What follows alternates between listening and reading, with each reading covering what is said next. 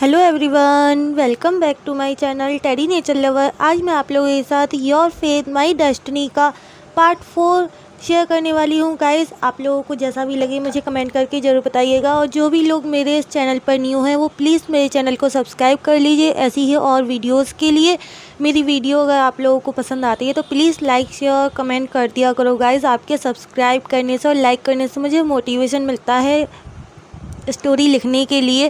Please आप मेरे channel को सब्सक्राइब और लाइक कर लीजिए। मेरे सब्सक्राइब्स बहुत कम हैं और व्यूज़ के हिसाब से तो बहुत ही कम है। प्लीज़ सब्सक्राइब कर लिया करो। गाइस, आप वीडियो देखते हो लेकिन चैनल को सब्सक्राइब नहीं करते हो, प्लीज़ सब्सक्राइब कर लो। लास्ट पार्ट में हमने देखा था हुएशांग वीइंग को बताता है कि ये जिन्स का बार है। वो पूरी बात बताए बिना ही आधी अधूरी बात ही बताया था उसने, और उसकी आधी अधूरी बातें सुनने के बाद ही वीइंग चला गया था अपना सामान लेने। और जब वो अपना सामान लेकर आता है तो उसकी टक्कर हो जाती है वेन चाओ से और वो नीचे गिर गया था। लेकिन वो वेन चाओ और वेन जूलियो इन दोनों में से किसी की भी हेल्प नहीं लेता है और ख़ुद उठकर वहाँ से खड़ा होकर चला जाता है। वो हुएशांग के कार की साइड जा रहा था पार्किंग में। तभी हुएशांग जो अपनी कार की साइड जा रहा था, हमें दूसरी साइड का सीन दिखाया जाता है। हुएशांग जब अपनी कार की साइड जा रहा था तब वो टकरा जाता है एक इंसान से। वो बहुत जल्दी जल्दी जा रहा था, उसका ध्यान नहीं था, वो फ़ोन की साइड देख रहा था अपने और वीइंग को कॉल कर रहा था। वो जल्दी जल्दी जा रहा था, उसका बिल्कुल भी ध्यान नहीं था कि सामने से कोई आ रहा है। तभी वो वेंडिंग से टकरा जाता है। वेंडिंग जो कि वेन चाओ के अंकल का बेटा है, और हुएशांग उससे टकरा के और नीचे गिर गया था। हुएशांग इसमें एक ओमेगा है और वेंडिंग एक अल्फ़ा है। गाइस, जैसे ही हुएशांग नीचे गिरता है वेंडिंग उसको नीचे गिरने से बचा लेता है बीच में ही, और उसको पकड़ लेता है उसकी वेस्ट के अराउंड अपने हाथों को करके उसको पकड़ लेता है। हुएशांग ऐसा रिएक्शन देखकर कि उसको किसी ने उसकी वेस्ट पे से पकड़ा हुआ है, वो तुरंत उस इंसान के फेस की साइड देखता है। और जब वो देखता है कि उसको वेंडिंग ने पकड़ा हुआ है, उसके होश उड़ गए। तो उसका इतना डर लग गया था। हुएशांग थोड़ा डरपोक टाइप का है, उसको बहुत ज़्यादा डर भी लग गया था। वो एकदम कांपने लग गया था, उसका शरीर वाइब्रेट कर रहा था, उसका बॉडी। और वो वेंडिंग से अलग होते हुए कहता है कि मैं ठीक हूँ और तुमने मुझे ऐसे क्यों पकड़ा, और वहाँ से जल्दी जल्दी जाने लगता है। लेकिन उसके वहाँ से जाने से पहले ही वेंडिंग उसके हाथ को पकड़ता है और उसे अपने क्लोज खींच लेता है और कहता है कि तुम जा कहाँ रही हो, तुम्हारा नाम क्या है। तब हुएशांग डरते हुए कहता है कि तुम्हें मेरा नाम क्यों जानना है, हो कौन तुम जो मेरा नाम पूछ रहे हो। तब वेंडिंग कहता है कि तुम मुझे नहीं जानते हो, ऐसा हो ही नहीं सकता, तुम्हारे फेस से पता चल जाए कि तुम मुझे जानते हो। अब मुझे अपना नाम बताओ, तुम बहुत ज़्यादा प्रिटी हो, बताओ ना तुम्हारा नाम क्या है, जल्दी बताओ, नहीं तो मैं पता कर लूँगा कि तुम्हारा नाम क्या है। तब हुएशांग गुस्से में कहता है कि ठीक है, तुम पता कर लेना कि मेरा नाम क्या है। और ऐसा कह के वो अपने आप को छुड़ाने लगता है। लेकिन वेंडिंग बहुत ज़्यादा ताकतवर था, बहुत ज़्यादा स्ट्रॉन्ग था हुएशांग से, वो अपने आप को नहीं छुड़ा पाता है हुएशांग वेंडिंग से। और वेंडिंग कहता है कि मुझे जल्दी से अपना नंबर दो, या फिर ये लो। एक कागज़ पे वेंडिंग अपना नंबर लिखता है और एक हाथ से उसने हुएशांग को पकड़ा हुआ था और एक हाथ से वो अपना नंबर लिखता है एक कागज़ पे कार के ऊपर रख के। पार्किंग लॉट है, उसमें बहुत सारी कार खड़ी हुई हैं।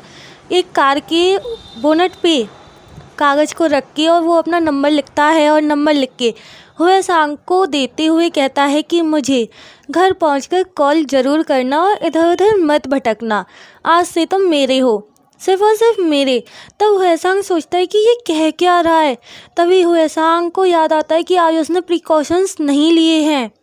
उसके ऊपर से ओमेगा सेंट आ रही है और हुएशांग के फेस का एकदम कलर बिल्कुल उड़ गया था, उसके फेस का कलर पेल हो गया था, बहुत ज़्यादा डर लग रहा था हुएशांग को। तभी वेंडिंग कहता है कि चिंता मत करो, मैं तुम्हारे मर्जी के बिना तुम्हें कुछ नहीं करूँगा सिवाय टच के, और फ़िलहाल अभी मेरा मूड नहीं है कुछ भी करने का, और तुम अगर मुझसे दूर जाओगे तो तुम्हें चोट पहुंच सकती है, तो मेरे करीब रहना और मुझे घर जाके कॉल ज़रूर करना, करोगे ना, प्रॉमिस करो मुझसे। हुएशांग को इस समय इतना डर लग रहा था, उसको जाना था बस यहाँ से, वो जाना चाहता है इस वजह से वो हाँ कर देता है प्रॉमिस के लिए।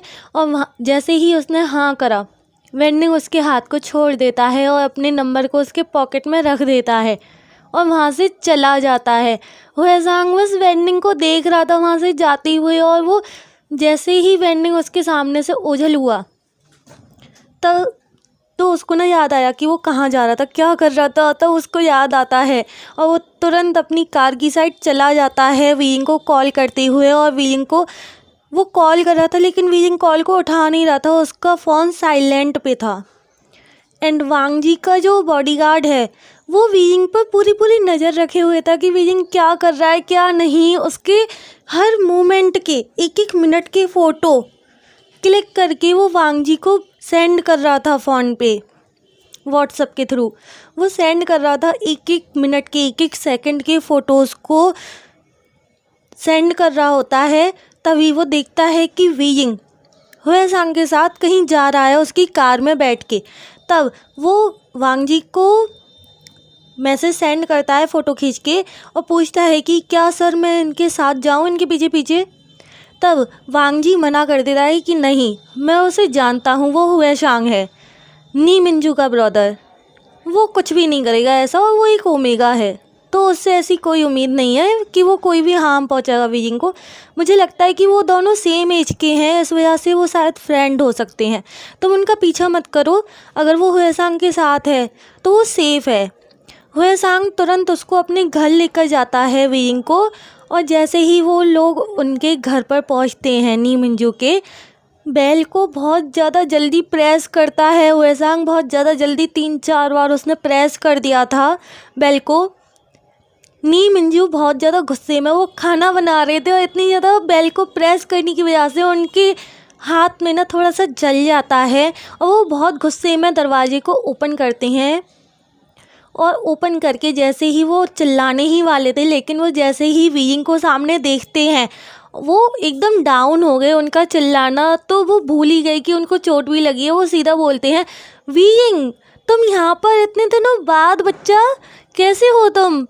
नी मिंजू ऑब्वियसली 7-8 साल बड़े हैं इन लोगों से, तो उनको ना बड़ा अच्छा लगता है वीइंग, जियांग चैंग, हुएसांग इतना ज़्यादा टाइम स्पेंड करते हैं एक दूसरे के साथ। इन्होंने देखा है इनके पेरेंट्स बचपन में ही बहुत छोटी एज में एक्सपायर हो गए थे, तो इन्होंने ही हुएसांग को पाला है। उन्हें पता है कि हुएसांग वीइंग के साथ रहता है तो कितना खुश रहता है, वीइंग उसको कितना खुश रखता है। वो कभी भी ये एहसास नहीं होने देते हैं अपने भाई को कि उनके मॉम डैड नहीं है, और वो वीइंग को देख के बहुत ज़्यादा खुश हो जाते हैं क्योंकि उन्हें पता है कि वीइंग के साथ हुएसांग कितना खुश रहता है।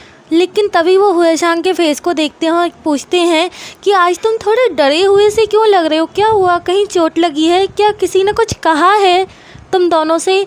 तब वीइंग हंसते हुए कहता है कि नहीं, वो रास्ते में मैंने ऐसे डरा दिया था हुएसांग को थोड़ा सा, और कुछ नहीं, इसलिए हुएसांग का थोड़ा सा फेस डाउन है और कुछ नहीं। नी मिंजी कहते हैं कि अरे मैं तो भूल ही गया, तुम लोग बाहर खड़े हो, जल्दी से अंदर आओ, बताओ तुम लोगों ने डिनर किया, कहीं बाहर किया है या अभी करोगे, बताओ। तब ना वीइंग एकदम सेमलेसली बोल देता है कि हमें रियल में बहुत भूख लगी है, क्या आप हमारे लिए कुछ बना देंगे। तब नी मिंजू कहते हैं हाँ, मैं तुम लोगों के लिए अभी खाना बना के लेकर आता हूँ, तुम लोग जल्दी से फ्रेश हो जाओ, चावल ले लो, मैं तुम लोगों के लिए डिनर बना के लेकर आता हूँ। वीइंग और हुएसांग दोनों के दोनों चावल लेने के लिए चले जाते हैं अलग अलग रूम में। वीइंग का एक परमानेंट रूम है ऑलरेडी नी मिंजू के घर में, क्योंकि वीइंग आए दिन स्टे करता है। जब भी उसको डांट पड़ती है या फिर उसका मन नहीं लगता है अपने घर में, जब भी उसके फादर अदर कंट्रीज़ में जाते हैं बिजनेस डील की वजह से, तब वो नी मिंजू के घर पे आके रहता है। इस वजह से नी मिंजू ने वीइंग को कोई परेशानी ना हो उस वजह से उसके लिए एक रूम प्रिपेयर करवाया था, और इस रूम को बनवाए हुए उनको काफ़ी टाइम हो गया। वीइंग आराम से उस रूम में चावल लेने के बाद लेट जाता है, और लेटने के बाद वो सोचने लगता है कि अच्छा हुआ या बुरा हुआ, मैंने ये बाहर की जॉब छोड़ दी, लेकिन मैंने ये सही किया या गलत। वो इंसान मुझे सिवाय बार के नहीं पता वो कहीं और जाता है या नहीं, मेरे पास उसका एटलीस्ट एक फ़ोटो तक नहीं है, मैं क्या करूँगा। मुझे हुएशांग की हेल्प कैसे लूँ मैं, और अगर मैंने हुएशांग को ये सब कुछ बताया तो वो मजाक में ले जाएगा। लेकिन हुएशांग आज डरा हुआ सा था, क्या वो मेरी वजह से था, मुझे पूछना चाहिए। ऐसा सोच के वीइंग तुरंत हुएशांग के पास जाता है और हुएशांग से कहता है, हुएशांग क्या मैं अंदर आ सकता हूँ? तब हुएशांग कहता है कि हाँ वीइंग, तुम अंदर आ सकते हो। वीइंग तुरंत हुएशांग के रूम में जाता है और हुएशांग अपने बेड पर बैठा हुआ था। वीइंग भी उसके बेड पे जाके बैठ जाता है दूसरी साइड पे और उससे पूछता है, हुएशांग तुम्हारा फेस ऐसा क्यों था? मैंने पूरे रास्ते नोटिस किया, तुमने मुझसे बात भी नहीं की। मुझे बताओ ना, तुम्हारा फेस इतना डरा हुआ क्यों था, इतना ज़्यादा स्कैरी? तुम्हें क्या हुआ? क्या किसी ने कुछ कहा था? बेंचाओ और वेंजुलियो वहाँ पर आए थे, क्या उनसे तुम्हारी कोई बात हुई थी? तब हुएशांग सब कुछ बता देता है कि वो कैसे करके वेंडिंग से टकरा गया था और वेंडिंग ने उसको नंबर दिया। जैसे ही हुएशांग ने ये बोला कि वेंडिंग ने उसको नंबर दिया है, तब हुएशांग को याद आता है कि उसने तो वो कपड़े धुलने के लिए रख दिए और वो कपड़े तो गा धोएंगे नी मंजू। ओ माय गॉड, हुएशांग का तो एकदम फेस पे से तुरंत रंग उड़ गया कि अगर गा को पता चल गया तो गा उसको छोड़ेंगे नहीं, बिल्कुल भी नहीं छोड़ेंगे। हुएशांग वीइंग को लेकर के तुरंत वहाँ से जाता है और जहाँ पे बास्केट में कपड़े रखे हुए थे धुलने के, उनमें से अपने कपड़ों में से उस कागज़ को निकालता है। उसको बहुत ज़्यादा डर लग रहा था कि कहीं नी मंजू ना देख लें, लेकिन नी मंजू नहीं देखते हैं, वो नहीं देख पाते हैं। और हुएशांग उस नोट को निकाल के ले आता है जिस पर वो नंबर लिखा हुआ था, जिस कागज़ पर। अब हमें थोड़ी देर बाद का सीन दिखाया जाता है। नी मंजू आवाज़ लगाते हैं वीइंग को और हुएशांग को और कहते हैं कि आ जाओ जल्दी से, डिनर तैयार है। और वो टेबल पे डिनर लगा देते हैं। वो सर्व कर चुके थे डिनर को 3 लोगों के लिए। वीइंग और हुएशांग जैसे ही वहाँ जाते हैं तो वीइंग कहता है, गा बहुत अच्छी खुशबू आ रही है, आपने क्या बनाया है? तब नी मंजू कहते हैं कि मैंने तुम्हारा फेवरेट लोटस लिप सूप बनाया है, तुम्हें पसंद है ना? मैंने तुम्हारी सिस्टर से सीख लिया था। तब वीइंग कहता है कि रियल में आप बहुत अच्छे ब्रदर हो, आपको पता है आप ना बहुत अच्छे गाओ हो, इस दुनिया में सबसे अच्छे। और वीइंग अपना सूप पीने लगता है और वो पीते हुए कहता है, गा ये बहुत ज़्यादा अच्छा बना, बहुत ज़्यादा डेलीशियस बना है।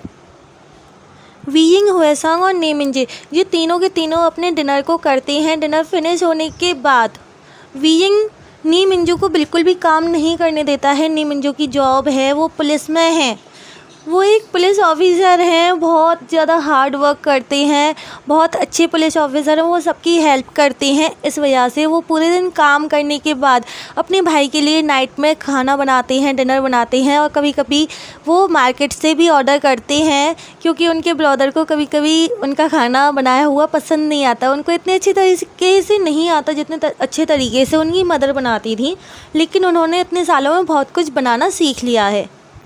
इस वजह से वीइंग और हुएशांग कहते हैं कि ब्रदर अब आप आराम कीजिए, हम सारा काम कर लेंगे। एंड वीइंग और हुएशांग सारी डिशेस को वॉश करते हैं, किचन को क्लीन करते हैं और उसके बाद अपने अपने रूम में जाके सो जाते हैं, बिकॉज बहुत लेट हो चुका था। दूसरे दिन मॉर्निंग का हमें सीन दिखाया जाता है। जियांग चैंग ने पूरी रात कम से कम 7 से 8 बार कॉल किया था वीइंग को, लेकिन वीइंग ने कॉल नहीं पिक किया था। उसका फ़ोन साइलेंट था, वो भूल गया था अपने फ़ोन को साइलेंट में से हटाना।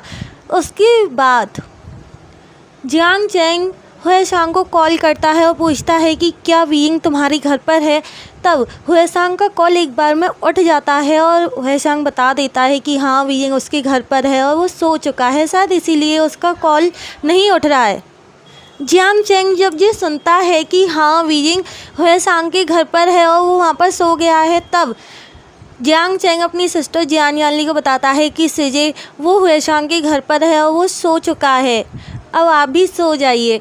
तब जियान यानली जो इतना ज़्यादा टेंशन ले रही थी वो थोड़ा रिलीफ फील करती हैं और अपने रूम में जाके सो जाती हैं और जियांग चैंग भी सो जाता है। अब नेक्स्ट डे मॉर्निंग में हमें दिखाया जाता है जियान यानली और जियांग चैंग वो दोनों सुबह जल्दी उठ गए थे, ब्रेकफास्ट बनाते हैं और ब्रेकफास्ट उन लोगों ने मिलके पूरे 5 लोगों के लिए बनाया था और उसको पैक करते हैं वांग जी ने सुबह सुबह हुए सांग के घर पर अपने बॉडीगार्ड को भेज दिया था ये कहने के लिए कि वांग जी के घर पर पार्टी है, जबकि उसके घर पर कोई पार्टी नहीं थी, ओकेज़न कोई भी नहीं था। लेकिन फिर भी वांग जी ने अपने घर पर एक पार्टी ऑर्गेनाइज़ की थी क्योंकि वो वीइंग को चाहता था। वहाँ पर वो चाहता था कि वो वीइंग को फिर से देखे, वो उसको फिर से देखना चाहता है, ऐसे फ़ोटोज़ में नहीं, वो लाइव देखना चाहता है। और जैसे ही वो बॉडीगार्ड देखता ही वहाँ पर 2 लोग आ रहे हैं, वो छुप जाता है, वो उनके सामने नहीं आना चाहता था। वो दोनों के दोनों और कोई नहीं, जियांग चैंग और जियान याली थे। वीइंग तो हमारा बेचारा सो रहा था, उसको तो कुछ पता ही नहीं कि क्या हो रहा है क्या नहीं, वो तो बस सो रहा था। और जियान याली जियांग चैंग जाके नॉक करते हैं नी मिंजू के घर पे, बेल प्रेस करते हैं। नी मिंजू जो कि जाग चुके थे और वो ब्रेकफास्ट बनाने के लिए जा रहे थे, वो तभी जैसे ही बेल सुनते हैं वो दरवाज़ा ओपन करने के लिए आ जाते हैं। और वो जैसे ही दरवाज़ा खोलते हैं तो सामने से जियान याली और जियांग चैंग थे। और जियांग चैंग एक बड़ा सा लंच बॉक्स लेकर आया था। वो उस बॉक्स को दिखा के कहता है कि हम सबके लिए ब्रेकफास्ट लेकर आए हैं, आज हम खूब पार्टी करेंगे, आपकी छुट्टी है ना गा। तब नी मिंजू बहुत ज़्यादा खुश हो जाते हैं और कहते हैं कि हाँ आज मेरी छुट्टी है एंड सिस्टर आप भी यहाँ पर आए हो सजे, मुझे बहुत खुशी है कि आज आप इतने सालों बाद आए हो मेरे घर पे, आपको आए हुए पूरे 3 साल हो चुके हैं। तब जियान याली कहती हैं कि हाँ। उसके बाद नी मिंजू उन लोगों को घर के अंदर लेकर जाते हैं और बताते हैं कि हुए शांग और वीइंग तो अभी भी सो रहे हैं, उनको तो उठने में भी काफ़ी टाइम लगेगा, आज मेरा डे ऑफ है, लेकिन मैं उन लोगों के लिए ब्रेकफास्ट बनाने जा रहा था, चलो अब मुझे ब्रेकफास्ट नहीं बनाना पड़ेगा। इस बात से ना नी मिंजू बड़े खुश थे कि हाँ उनको अब ब्रेकफास्ट नहीं बनाना और उनको जियान याली के हाथ का खाना खाने को मिलेगा। वो उनकी सिस्टर हैं, वो उनको अपनी छोटी सिस्टर की तरह ट्रीट करते हैं हमेशा से, शुरू से। बिकॉज उनके फादर और जियान याली के फादर जियान फैनमियांग, ये दोनों बहुत अच्छे फ्रेंड थे, बहुत ज़्यादा अच्छे फ्रेंड थे। और उनकी डेथ के बाद जियांग फैनमियांग ही थे, उनके जो पेरेंट्स थे, उनकी डेथ के बाद जियांग फैनमियांग थे जिन्होंने उन दोनों को संभाला था। और जब नी मिंजू की जॉब लग गई थी, जब वो अपने पैरों पे खड़े हुए थे, तो उन्होंने फैनमियांग से मना कर दिया था कि अंकल आप प्लीज़ अब आप हमें छोड़ सकते हैं अकेला, अब हम आपके साथ नहीं रहना चाहते। नहीं तो नी मिंजू ने और हुए सांग ने अपना पूरा बचपन, वो बहुत छोटे थे जब उनके पेरेंट्स की डेथ हुई, तो उन्होंने कम से कम 7 to 8 ईयर्स फैनमियांग के घर में ही बिताए हैं। उन्हें पता है कि मैडम यू का कैसा नेचर है और फैनमियांग का कैसा नेचर है, उनको सबका नेचर पता है। और वो ना इन सबको अपना छोटा बहन भाई मानते हैं, उसी तरह से वो ट्रीट करते हैं। उनको इतनी खुशी हो रही थी जियान याली को पूरे 3 साल बाद देख करके कि वो बहुत ज़्यादा खुश थे। और वो आराम से ना बात कर रहे थे जियान याली से कि तुम कैसी हो, मुझे बताओ, तुम्हारा हस्बैंड क्या करता है, वो कैसा इंसान है, तुम्हारे जो इन लॉज हैं वो तुम्हें कोई हार्म तो नहीं पहुंचाते, वो अच्छे हैं या नहीं। इतने सारे सवाल सुन के जियान याली उनको एक एक करके जवाब दे रही थी कि हाँ उनके हस्बैंड अच्छे हैं, ठीक हैं ये, और उनके इन लॉज भी कोई ज़्यादा ख़ास नहीं है, उनसे कोई भी इतना ज़्यादा बात नहीं करता है, वो बस अच्छे हैं, इतना ही कह सकती हैं। तभी दरवाजे पे बेल प्रेस होती है फिर से, और इस बार बेल वांग जी के उस बॉडीगार्ड ने प्रेस की थी। जैसे ही नी मिंजू दरवाज़ा ओपन करते हैं तो सामने वांग जी का वो बॉडीगार्ड खड़ा हुआ था, और वो अपना सिर झुका के बो डाउन करता है नी मिंजू को और कहता है कि सर क्या मैं अंदर आ सकता हूँ। नी मिंजू उसको देखकर समझ जाते हैं कि ये कौन है, वो जानते हैं लैंसी चैन उनके फ्रेंड रहे हैं, तो वो वांग जी को जानते हैं, वांग जी के हर एक बॉडीगार्ड को जानते हैं। बिकॉज वांग जी के जितने भी बॉडीगार्ड हैं वो नी मिंजू ने ही उनको ट्रेनिंग दी है और वांग जी के लिए उनको भेजा है, उन बॉडीगार्ड्स को ट्रेंड करके भेजा है।